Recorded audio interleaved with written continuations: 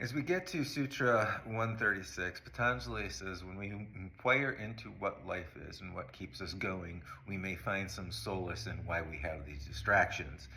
And we start to really break down the essence of who we are. We start to see that we are not the ego, that all this material stuff that we have chased after for most of our lives is really just trying to fill this void that is the lack of understanding of who we are naturally.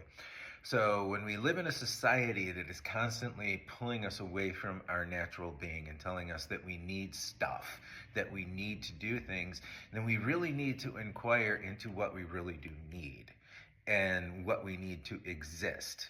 And most of what keeps us alive isn't all the superfluous stuff that we spend money on.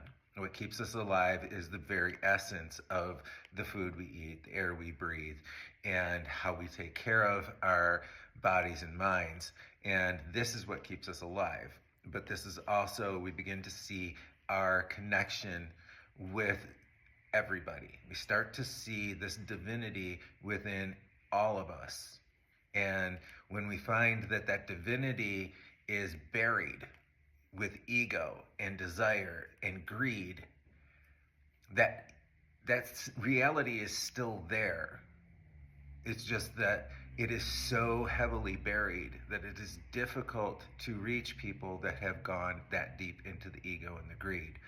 So we can work with ourselves, we can work with the people who are open, but there are always going to be people that are closed, and we have to accept that. So we have to work with what we have.